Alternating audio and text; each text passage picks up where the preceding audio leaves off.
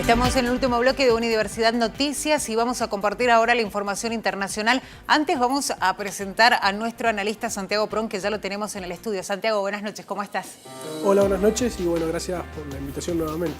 Bueno, la invitación es para que hablemos un poco de lo que está sucediendo en Brasil, lo que sucedía en las últimas horas. Hay que decir que en la era Bolsonaro, la primera medida de fuerza fuerte. Vamos a ver el informe de AFP y después lo analizamos, ¿te parece? Perfecto. Vamos.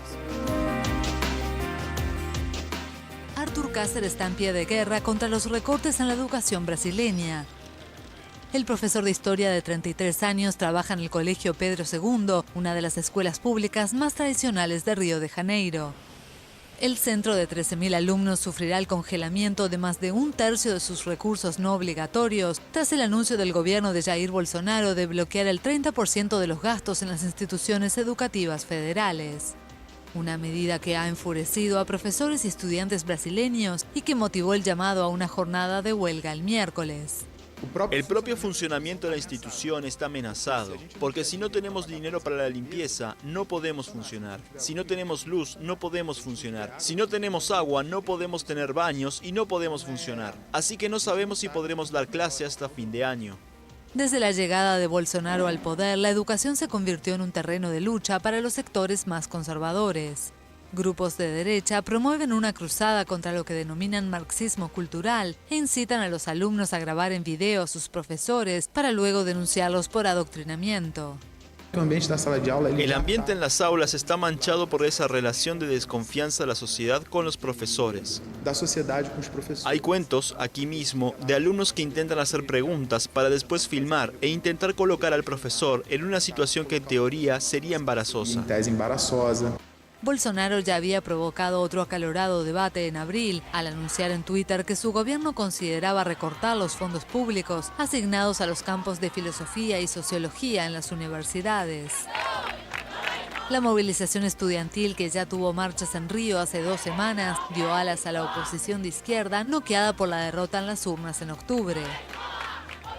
Para Bolsonaro, la mayoría de los manifestantes son militantes que no tienen interés en los estudios, pero muchos, como este profesor, están decididos a resistir los recortes. Bueno, ahí veíamos el informe, una medida de fuerza que está vinculada exclusivamente, podríamos decir, en un primer plano a los recortes en la educación. A partir de eso, ¿cuál es el panorama que hay políticamente en ese país, Santiago?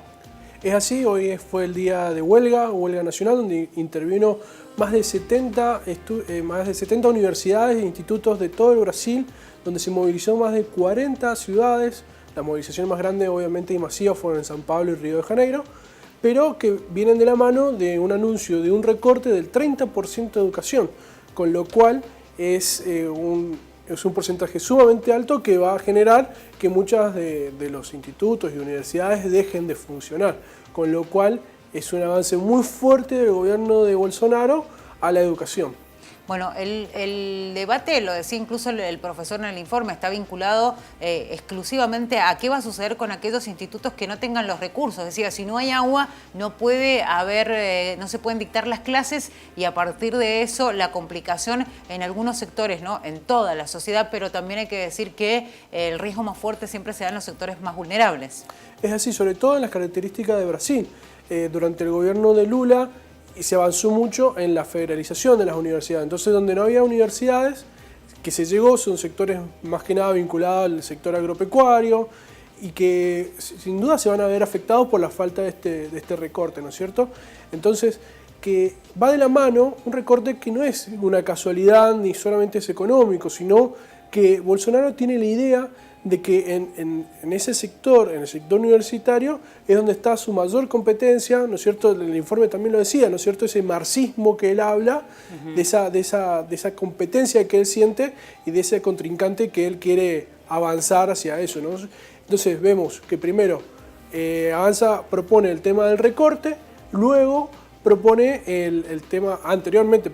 propone el tema de dejar de financiar las carreras de sociología, filosofía, las ciencias, ¿no es cierto?, sociales, y anteriormente dando, que no se logró aprobar en diputados, la famosa ley Mordaza, sí, que es la ley que prohibía enseñar educación sexual en las escuelas, ¿no es cierto? Bueno, evidentemente hay una crisis bastante interesante en Brasil y además preocupante, porque estamos hablando de recortes en la educación, de que en esas personas que se manifestaron no ve a gente que está reclamando por el derecho a aprender, sino ve a la oposición, lo decía, eran militantes, sino gente que tiene ganas de estudiar. Pero además vienen hablando de una reforma previsional que también, obviamente, enciende alarmas en su país. Tal cual, la movilización de hoy fue la antesala del gran paro general que se viene en Brasil, que es el 14 de junio, que ya han convocado todas las organizaciones gremiales. Recordemos que en Brasil no es como acá en Argentina, que tenemos 3 o 4 centrales obreras, sino que hay numerosas centrales y se han puesto de acuerdo para un gran paro general el 14 de junio, que justamente es en contra de este proyecto, ¿no es cierto?, de reforma provisional, que es de la mano, ya viene la reforma laboral, o sea, ya vienen ciertas medidas que no lo impulsó solamente el gobierno de Bolsonaro, sino que vienen del gobierno de Temer, ¿no es cierto? Bueno, veremos qué sucede con ese paro, con esa medida de fuerza y seguramente vamos a tenerte aquí nuevamente para analizar lo que sucede a partir de esa jornada ahí en Brasil. Muchísimas gracias, Santiago. No, gracias a usted y sí, estaremos atentos a la situación que se está viviendo en Brasil. Santiago Pron con nosotros analizando este paro de la jornada de hoy, vinculada específicamente con el sistema educativo, con este recorte que ha decidido Bolsonaro para la educación en su país, pero con otras consecuencias por otras medidas que se han tomado, que será la medida de fuerza de mediados del mes que viene.